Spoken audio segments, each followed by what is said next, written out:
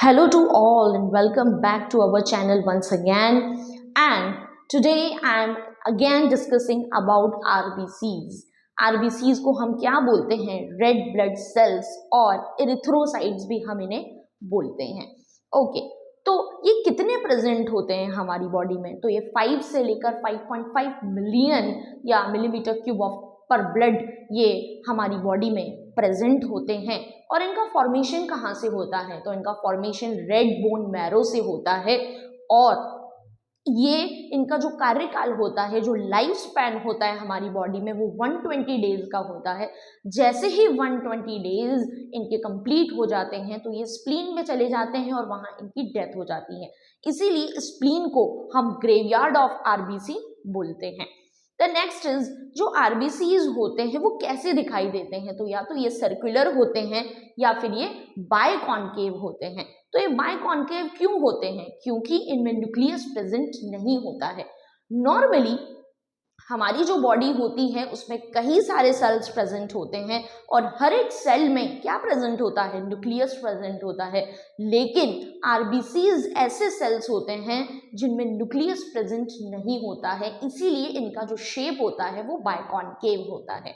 Okay, proceeding towards the next is WBCs, जिन्हें हम बोलते हैं व्हाइट ब्लड सेल्स, जिन्हें हम ल्यूकोसाइट्स भी बोलते हैं.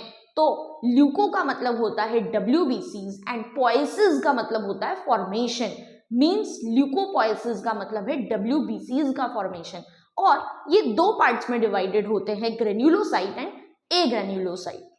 ओके, तो जो ग्रेन्युलोसाइट होते हैं वो भी 3 पार्ट्स में डिवाइडेड होते हैं, basophils, neutrophils and eosinophils. And जो ए ग्रेन्युलोसाइट होता है वो भी 2 पार्ट्स में डिवाइडेड होता है, मोनोसाइट्स एंड लिम्फोसाइट्स.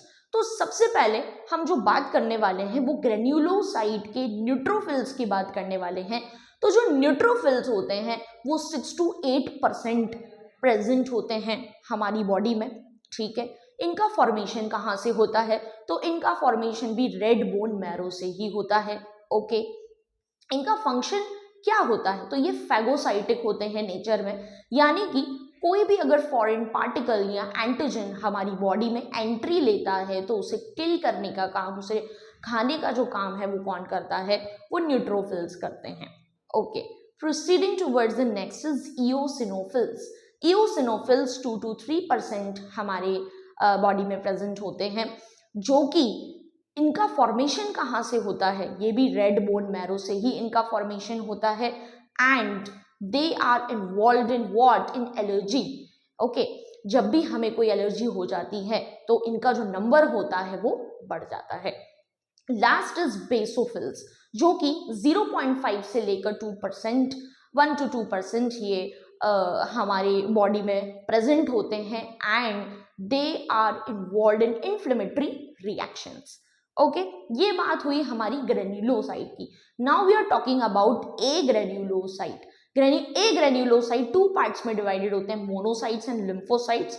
तो monocyte are the largest WBCs present in our body.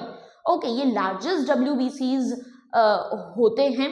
And ये कितने प्रेजेंट होते हैं हमारी बॉडी में? ये आप मुझे बताएंगे कमेंट सेक्शन में कमेंट करके कि मोनोसाइट्स का नंबर कितना होता है, कितने % ये प्रेजेंट होते हैं. एंड ये भी कैसे होते हैं? फैगोसाइटिक होते हैं नेचर में, यानी कि कोई भी अगर फॉरेन पार्टिकल एंट्री लेता है तो उसे किल करने का काम ये करते हैं. Next is lymphocytes. तो लिम्फोसाइट्स 20 to 25% प्रेजेंट होते हैं. And they are involve for the defence mechanism of the body. Immunity को बूस्ट करने के लिए, इम्यूनिटी के लिए ये रिस्पॉन्सिबल होते हैं. आई होप आपको एक छोटा सा टॉपिक समझ में आया होगा. Thank you.